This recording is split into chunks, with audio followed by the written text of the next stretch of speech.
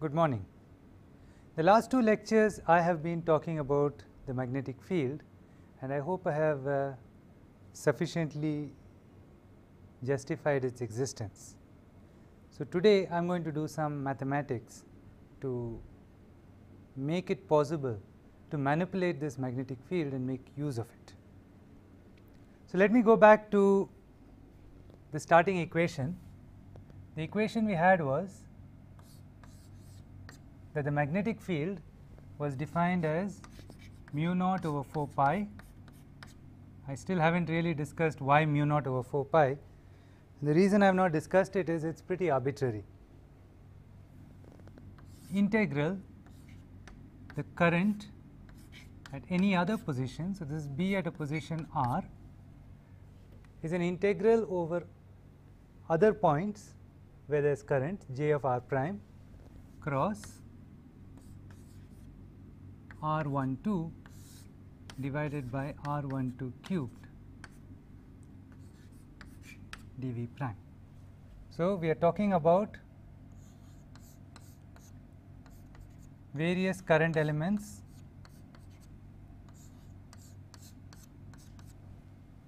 and we are talking about a point r. This is our coordinate system. So, this is r, this is r prime, and this vector is what I call r12. So, you take the current, take the cross product with r12, divide by the cube of the magnitude of r12, integrate the result over all the current elements, multiply by a normalizing constant, and that is your B field. It is a relatively complicated expression, but it is not that complicated because you can compare it with the electric field, which was 1 over 4 pi epsilon naught, again integral over all other points, the charge density at that point times r12 divided by r12 cubed.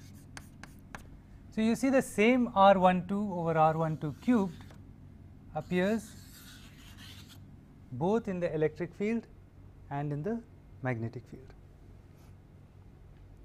Now, what I would like to do is to go from this equation, which is quite useful as it is, to something that is more easier to use. For that, first let us look at this equation and look at the associated equation, which is the potential phi. We have already worked this out. The potential was integral rho of r prime dV prime divided by r12. Now, if you look at these two equations and you look at the equation that electric field is equal to minus of the gradient of phi, you can write this equation out. Let us do that. What it says is 1 over 4 pi epsilon naught integral over other points rho of r prime r12 vector divided by r12 cubed dV prime is equal to minus of the gradient of integral, there is a 1 over 4 pi epsilon naught outside, rho of r prime over r12.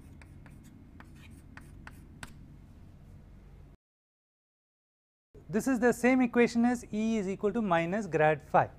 I have just written out what E is, written out what phi is. Now, this gradient, if you look at what it is, it is x hat del del x plus y hat del del y plus z hat del del z. That is to say, if you go back to this picture, the gradient represents shifting this point r, because this r is x hat plus y hat plus z hat. this point r prime, if you wrote out its coordinates, it would be x prime x hat plus y prime y hat plus z prime z hat.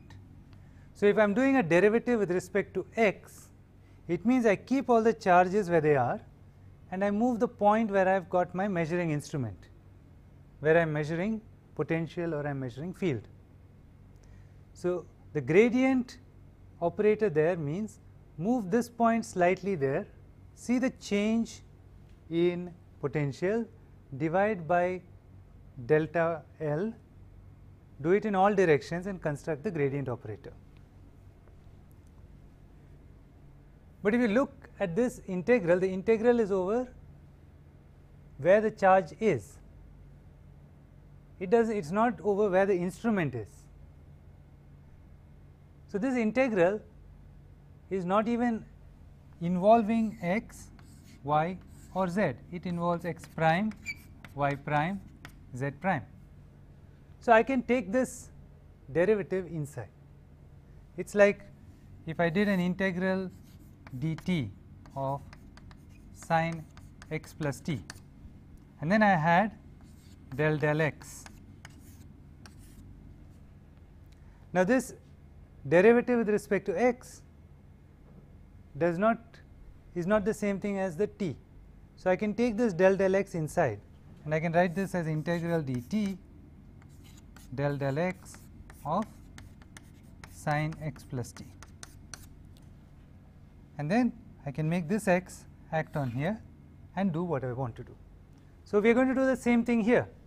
The gradient is acting on a coordinate that is not what we are integrating over. I am going to pull that gradient inside and make it act on all the parts of the integrand that depend on x, y, z rather than x prime, y prime, z prime. What do I get? This electric field becomes equal to minus 1 over 4 pi epsilon naught integral. Now, rho of r prime, the location where the charge is not a function of x, y, z. X, y, z is where I have got my meter. My meter is not where the charge is. So, these are two separate pieces of information. So, I can keep the rho of r prime out, dv prime, but before that. But the gradient does attack this piece. If you go back to the figure, if I change the location here to another point there, r plus delta r, then r12 will change. R12 will become R12 plus delta R12. Therefore, the gradient does affect the value of R12. It does not affect the value of charge, but it affects the distance of the charge from the measuring instrument. So, I can put gradient acting on 1 over R12.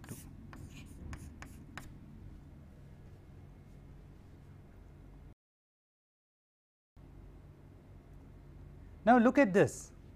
I can take both of these together and I get that 1 over 4 pi epsilon naught integral rho of r prime R12 divided by R12 cubed minus gradient of 1 over R12, I think it becomes plus because I have got a minus sign here and I took it to the other side, dv prime is equal to 0. What I have done is I have said electric field is equal to minus grad phi. I have rewritten minus grad phi in this form.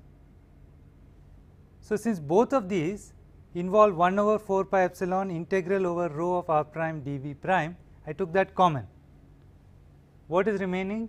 R12 over R12 cubed, and with this minus sign, when I take it on this side, it becomes plus gradient of R12, 1 over R12. This is equal to 0, and this is equal to 0 for all r.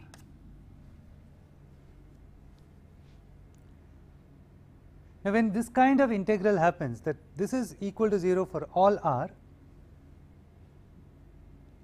you might in some very special cases find some non-zero answers, but invariably what it means is gradient of 1 over r12 is equal to minus r12 over r12 cubed. It is a very important result. This is in fact what allows us to have potential, electrostatic potential derived from Coulomb's law. This is Coulomb's law, 1 over r squared. This is electrostatic potential, 1 over r.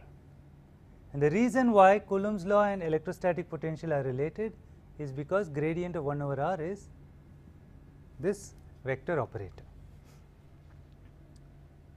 So, this was all electrostatics, we already had it. But now, look back at the magnetic field equation. Now, this magnetic field equation, of course, it involves current now rather than charge, it involves mu naught rather than epsilon naught, but it still involves r12 over r12 cubed, the very same operator that electric field uses. So, we can use this relationship between r12 over r12 cubed and gradient of r12, 1 over r12 in here. So, what do you get? You get the magnetic field is equal to mu naught over 4 pi volume integral j of r prime cross r12 over r12 cubed dv prime becomes equal to minus mu naught over 4 pi volume integral j of r prime cross gradient of 1 over r12 dv prime. I have used the same effect. This is r12 over r12 cubed, so it must be equal to minus gradient of r12. But this gradient acts on x, y, z. This integral is over x prime, y prime, z prime, and the current is also over x prime, y prime, z prime. So, it means when I vary the position of the instrument, the currents do not change, and therefore, I can pull this gradient right out. So, I get it is equal to, well, let me, before I do that, I have to prove to you what that becomes.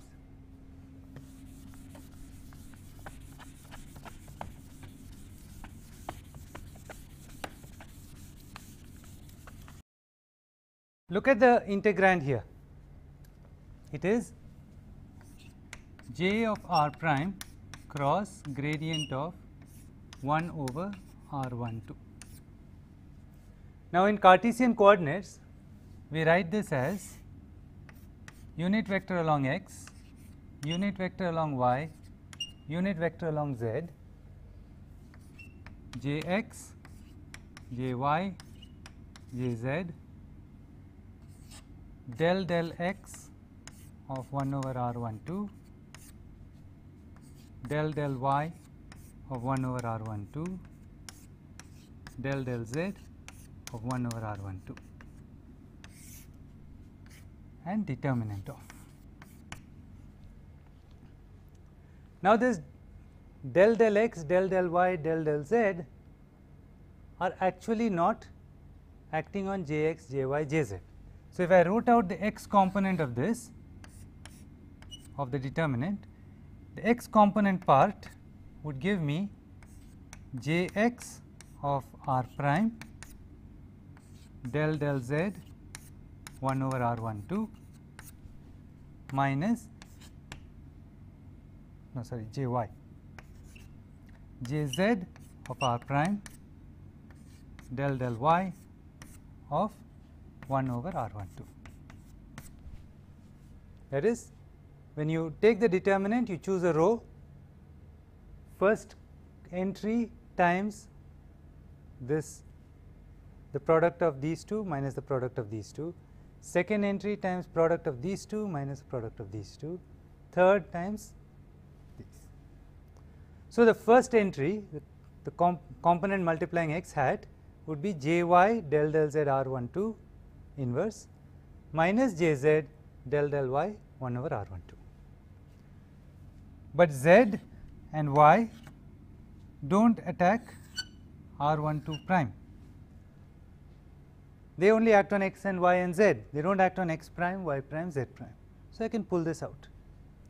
So, I get that this is equal to del del z of jy over r12,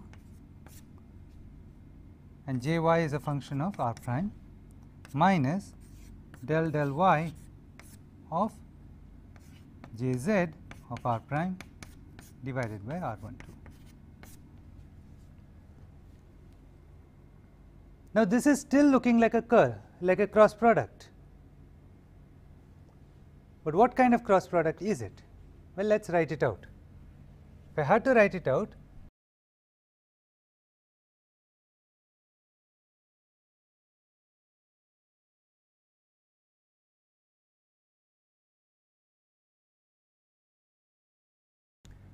I would say that this is looking like the determinant of, I still have my x hat, but now I want del del z of jy r12. Okay. So, I would say that I will put a minus sign, so that this becomes minus and this becomes plus. So, del del y of jz over r12 minus del del z of jy over r12. If you look at the y component, the same thing will give you jz times del del x of 1 over r12 minus jy minus jx del del z of 1 over r12. Once again put a minus sign there. So, you will get y hat times del del z of jx over r12 minus jz del del x acting on jz over r12, and similarly z hat times del del x of jy over r12 minus del del y jx over r12. So, it looks like a cross product again. I have started with a cross product. It was a cross product of j and gradient of 1 over r. What I have ended up with is a cross product, but it is a strange kind of cross product. This, if I had to write what it is minus the gradient operator itself, that is this, cross product the function j divided by r12.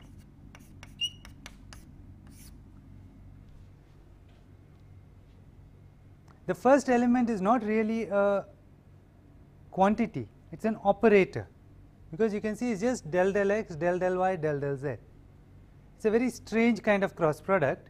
In fact, it is not a true cross product at all. It is a differential operator, and this gradient cross is called the curl,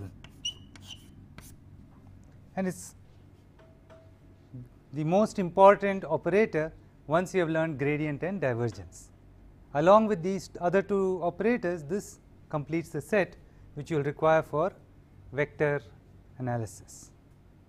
So, let me repeat what I did. I started with this magnetic field equation. This equation was derived 2 lectures ago, and I repeated it last lecture. Then I said that from electrostatics I had already seen that r12 over r12 cubed is nothing but minus gradient of 1 over r, 1 over r12. So, I can replace this piece by minus gradient of 1 over r12. Then I looked at what is in here. It is a cross product. So, this cross product can be written out as the determinant of a 3 by 3 matrix, that you must have done quite a few times. So, you write down the unit vectors in x, y, z, the components of the first vector, the components of the second vector. It is a perfectly reasonable cross product. But the operators here, del del x, del del y, del del z, when you write it out, they can be pulled out, because j y, j x, j z do not depend on these coordinates. So, you can write it this way, and when you write it this way, you can recast this determinant as another determinant, a determinant that still uses unit vectors x, y, z, but instead of j x, j y, j z, I am putting derivatives del del x, del del y, del del z, and instead of del del x of 1 over r components, I am putting j over r components. It is still a cross product like operator, except that this first vector field is a pure operator, it is just gradient. So, if you had to write it out, you would say gradient cross field. This gradient cross is a very important operator, and that is what we call the curl. All right. Given that we have got the curl, what do we do with it?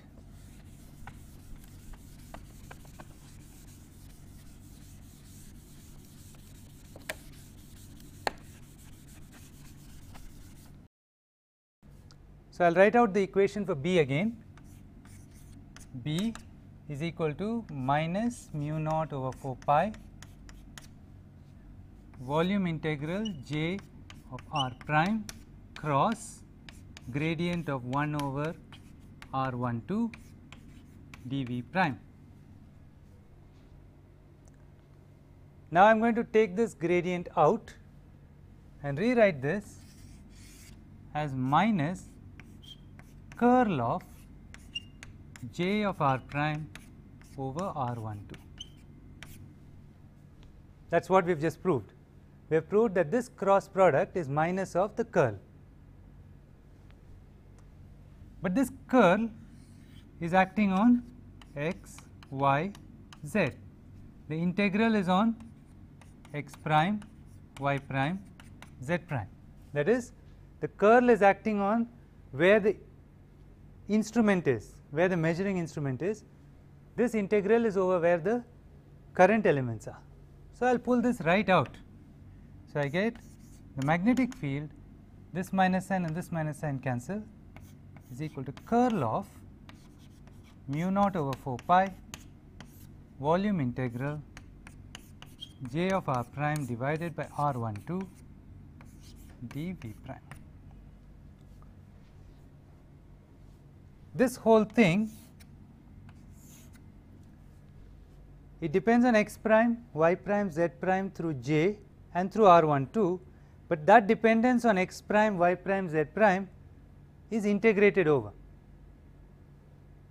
So, it is as if I had a sum n equals 1 to infinity of various terms, okay, t sub n. Once I have summed over all the n's, this sum no longer depends on n. Similarly, this integral no longer depends on x prime, y prime, z prime. What it depends on through this r12, it depends on x, y, z, because r12 is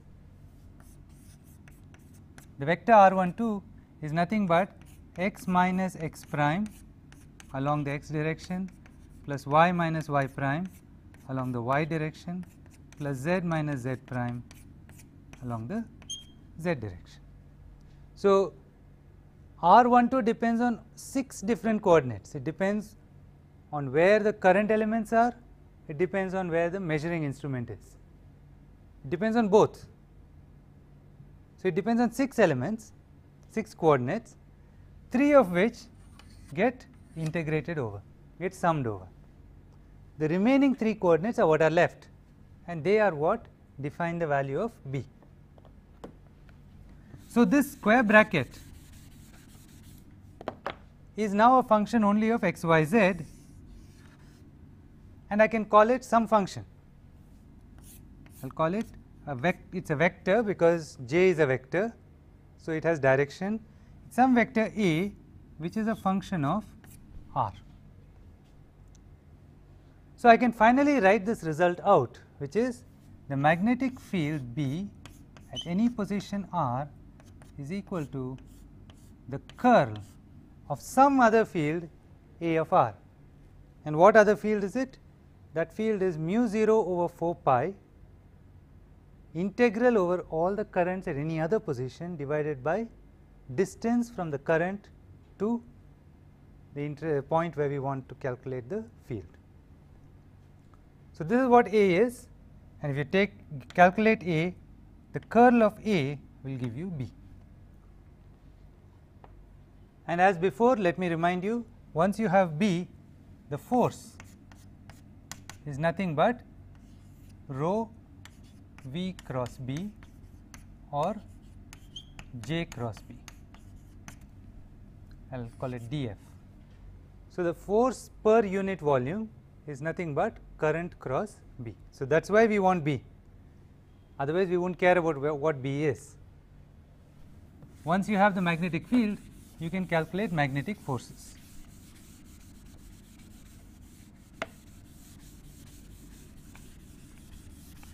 Now, this is a very important equation, probably the most important equation you can calculate about magnetic fields, but an immediate conclusion you can draw. Supposing I calculate divergence of B. Now, divergence of B would be divergence of curl of A, because we just worked out B is curl of A. Let me write this out. It is equal to divergence of determinant of x hat, y hat, z hat, del del x, del del y, del del z, ax, ay, az. That is what it is, divergence of curl of A. Now, what this means is x hat del del x plus y hat del del y plus z hat del del z, this vector dot the determinant. Now, if you look at what this is, we can write out x, y and z components separately. So, the x component of this vector will multiply the x component of this vector. So, it will become del del x of x component of curl of A. The x component of curl of A is the minor corresponding to 2 2, 2 3, 3 2, 3 3, which is del A z del y minus del A y del z. The y component will be del del y of, now I have to take the y component of the curl, which is del A x del z minus del A z del x. Then the z component del del z acting on this, which is del A y del x minus del A x del y. So, there are 6 terms. Now, if you look at these, there is a del squared A z del x del y. There is also a del squared A z del y del x. So, I am going to collect terms out now.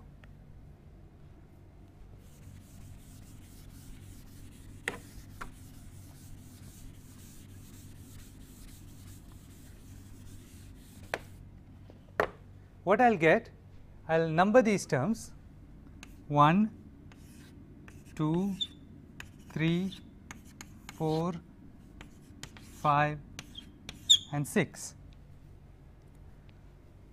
So, taking terms 1 and 4,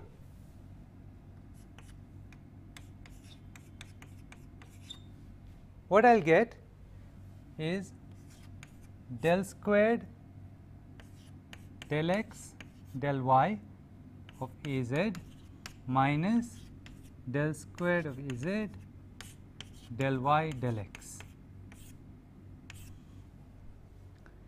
If I take terms 2 and 5, then I get del squared A y del x del z minus del squared A y, sorry, this is minus and this is plus, del z del x. And then if I look at terms, I have taken care of A z, I have taken care of A y, so I will take care of A x. Terms 3 and 6, I get del squared A x del y del z minus del squared A x del z del y. So, this is what divergence of curl of A is equal to. All I did was I wrote out what divergence was, I wrote out what curl was, and I combined all terms. Now, you look at each of these. If you look at this one, you are taking the second partial derivative of A z first with respect to y, then with respect to x, or you are taking the second partial derivative first with respect to x, second with respect to y. Now, you know from your theory in partial derivatives that second partial derivatives commute. What that means is that I can interchange del y and del x. So, I will do that for one set of these. What does that give me? It gives me del squared A z del x del y minus del squared A z del x del y. So, this is 0. Gives me minus del squared A y del x del z plus del squared A y del x del z, 0. Del squared A x del y del z minus del squared A x del y del z.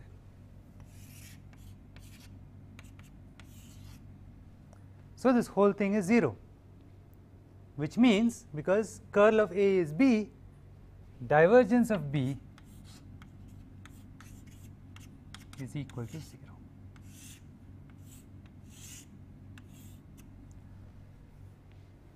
This is always true.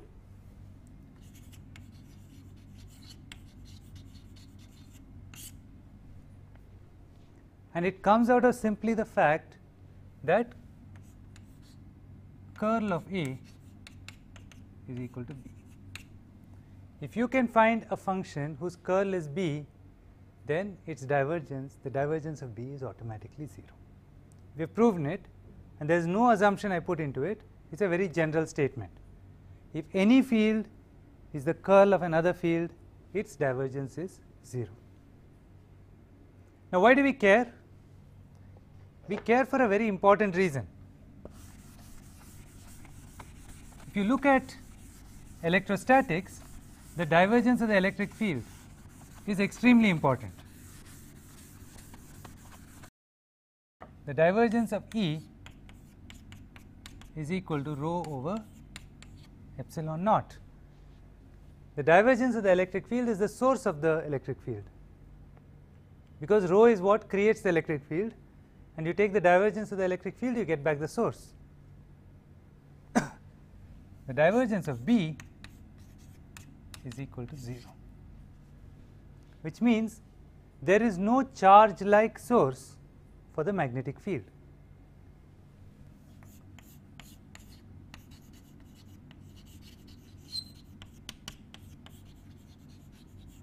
There is no such thing as magnetic charge. It is a very important statement, and it purely comes out of the fact that we wrote B is equal to mu naught over 4 pi integral j cross gradient 1 over r dv prime. That is, we said B is derived from currents and not from charges. The moment you say that, all the rest followed. And this has been verified by observation that the magnetic field is derived from currents, and it is also understandable because magnetic field is due to relativity, which means it is due to moving charges, therefore, it is due to currents. But there is something surprising about this statement, because the magnetic field was first discovered because of permanent magnets, and in permanent magnets we always said north pole, south pole. And if you look at what we mean by a north pole and what happens when a north pole is placed in a magnetic field, the north pole is like magnetic charge.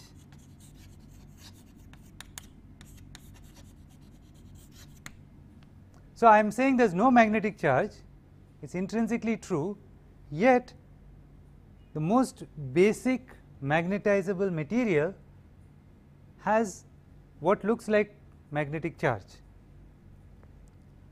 The answer is a little tricky. Answer is, if I cut this magnet in two, I am going to find I can't just get the north pole in one piece and the south pole in the other piece.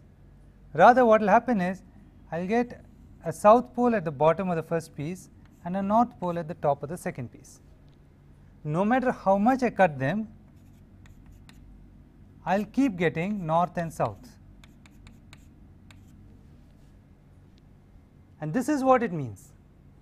It does not mean that you do not have north like behavior and south like behavior. It means you cannot extract just one charge out.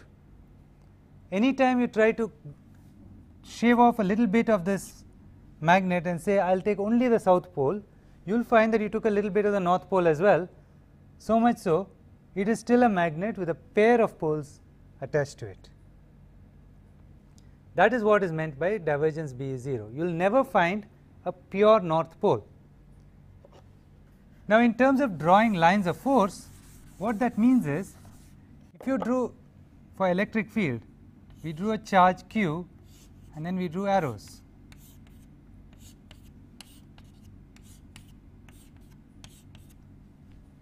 And so then we had Gauss's law, and we could say surface integral E dot ds was equal to q enclosed over epsilon naught. Now, divergence B is 0, which means you can never have this situation. The kind of situation you will have for a magnetic field would be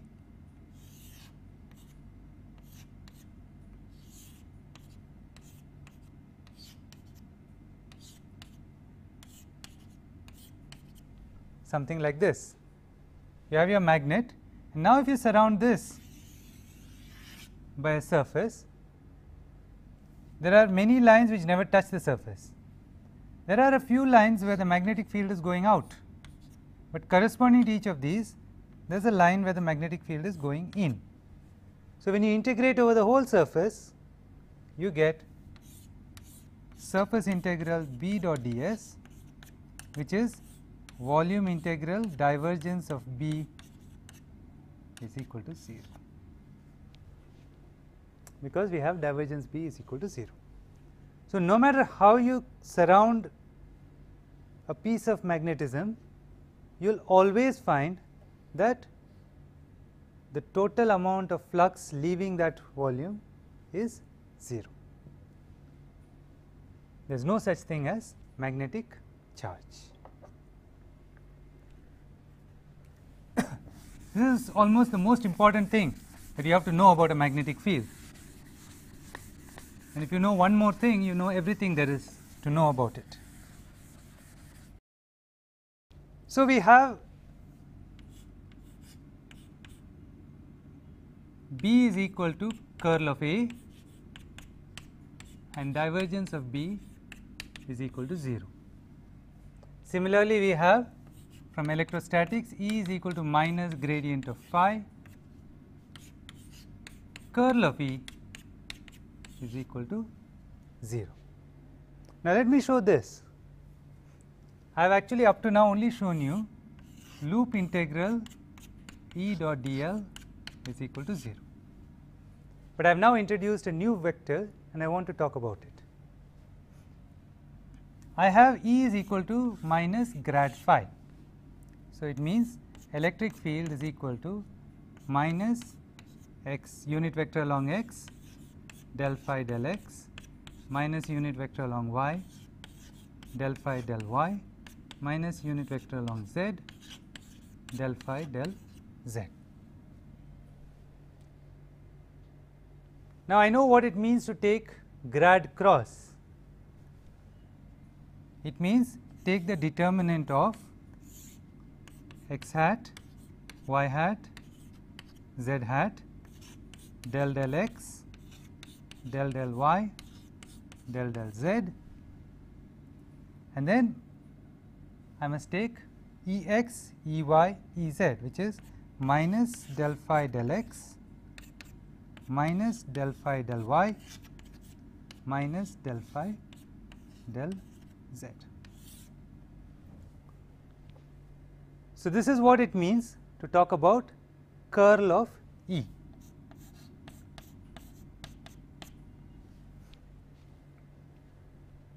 Let me work out what one of the components is.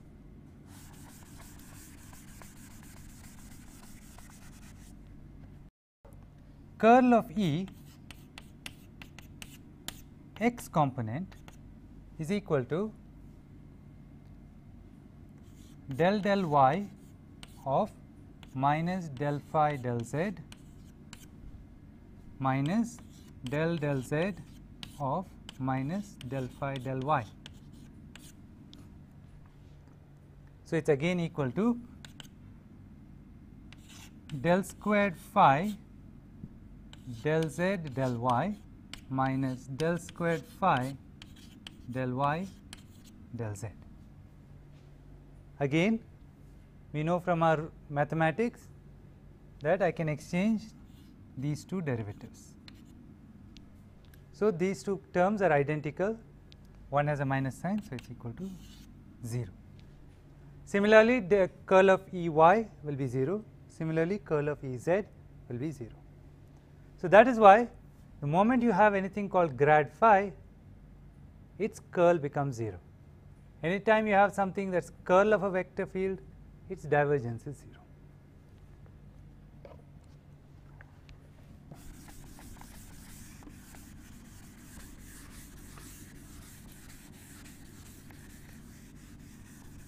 Now, I am going to introduce a vector operation, a vector law called Stokes theorem.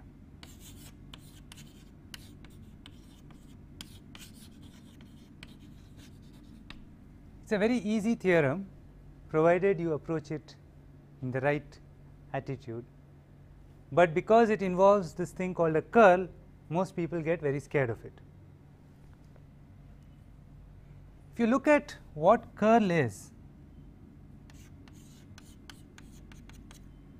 if you look at the x component, it is del E z del y minus del E y del z. Now, let us draw this out. This is the y z plane, and I have electric field with components in z and components in y. What I am saying is, if I keep z fixed, go along y, and if I keep y fixed, go along z, there is a relationship. Let us look at what it is trying to say. Supposing I have electric field in some general direction. So, I have a certain amount of E y and I have E y of z plus delta z. Similarly, I have E z at y Ez at y plus delta y. Supposing I do an integration round this square, I will assume that this length is delta y and this length is delta z. So, my loop integral E dot dl, you should not be surprised that I talked about E dot dl, because earlier I had written down loop integral E dot dl equals 0 before I wrote down curl of E equals 0. They are saying the same thing. Loop integral E dot dl becomes, the bottom loop is Ey at z times delta y, then it becomes plus Ez at y plus delta y delta z minus Ey at z plus delta z delta y minus Ez at y delta z. So, when I go in this direction, increasing y it is plus sign, increasing z is plus sign, decreasing y minus sign, decreasing z minus sign. So, on this first leg Ey at z, second leg Ez at y plus delta y, third leg Ey at z plus delta z, fourth leg Ez at y. Now, I will combine the Ey's and I will combine the Ez's. So, what do you get?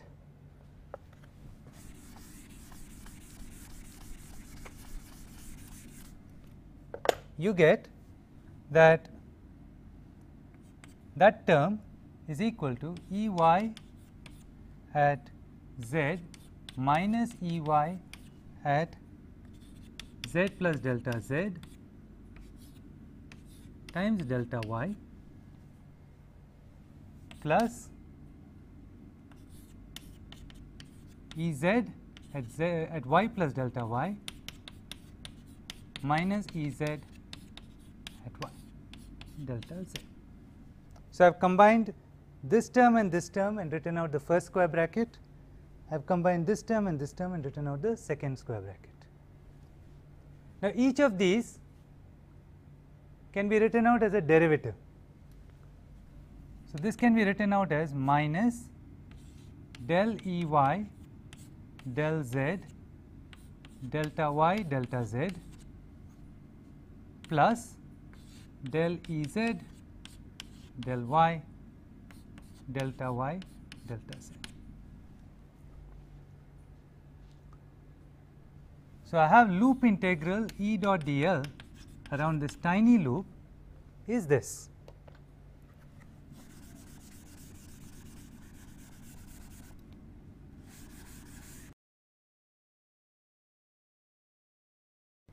But I can identify delta y delta z as nothing but the area of this loop.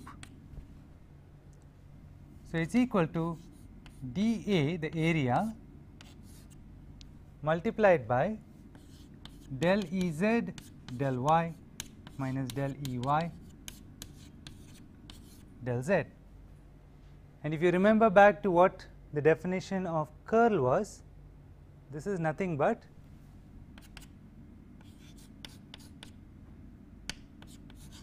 curl of E along x. Now, this area is the area in the yz plane.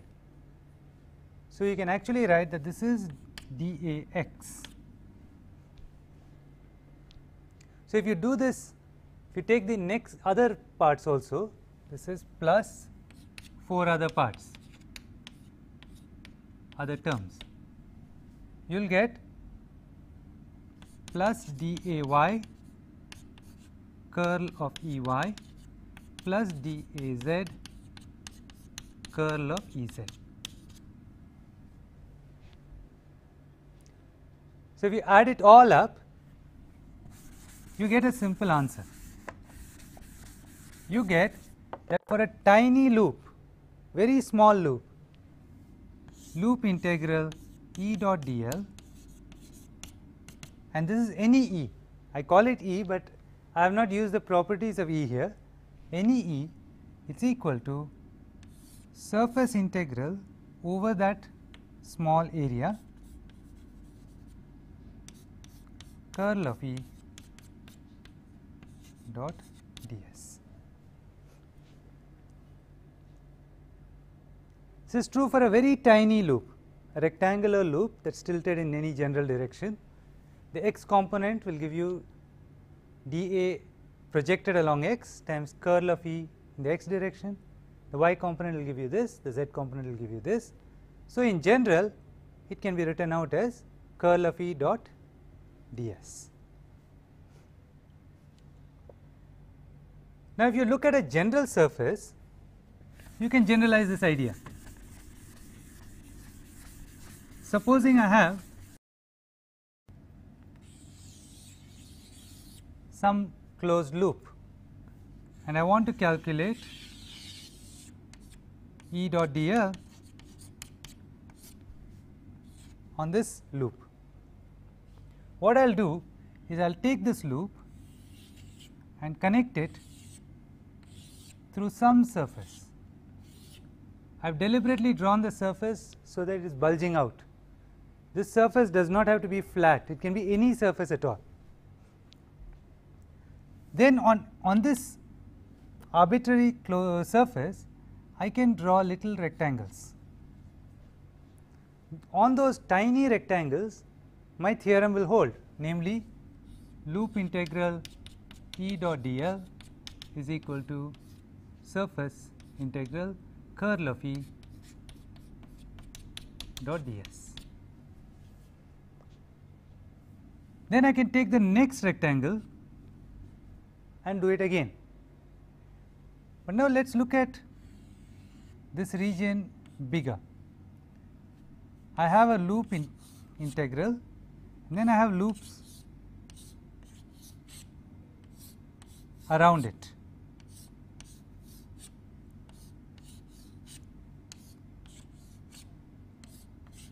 I am going to draw 9 of them, and now I am going to do my loop integral this way.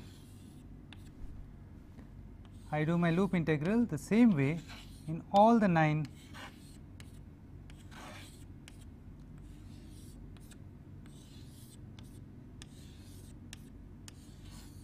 rectangles. Now, if you look at this particular leg, when I am doing it, when I am doing E dot dl from rectangle 1, I am moving in this direction. When I am doing E dot dl from rectangle 2, I am going in this direction. So, the E dot dl calculation, if I add them up, will cancel out. Similarly, the E dot dl calculation in 2 will cancel the E dot dl calculation in 3. The E dot dl calculation in 2 at the bottom will cancel the E dot dl in 4, and so on and so forth. So, every interior edge will cancel out. The only thing that will not cancel out is the outside edge, because there is no rectangle outside to cancel it. So, when I add up all these little rectangles, if I sum them all up, I take this entire surface, tile it with lots and lots of little rectangles and sum them all up, what I will get is loop integral over the full curve E dot dl, because all the internal little integrals cancelled out. The only thing that is left is the outside integral. But what is on the other side? On the other side is sum on all the little rectangles curl of E dot ds. But this is nothing but a summation, and integration is nothing but summation anyway. So, this is surface integral over the whole surface curl of E dot ds. So, this is what is called Stokes theorem. It says for any arbitrary closed loop C, I am just going to call it C, the loop integral on C of any vector, I am going to call it E dot dl is equal to the surface that connects C. So, usually I will call it S sub C to mean that it is a surface whose edges correspond to C, curl of E dot ds. It is an extremely important theorem, and if you did advanced mathematics, you will learn that this theorem is a special case of the divergence theorem itself. However, in our use of electromagnetics, this theorem is exceptionally important. We will use it in Faraday's law, we will use it in Ampere's law, we will use it all over the place. So, it is a theorem you should become very familiar with. I will continue next time and go for use this theorem and get some interesting results.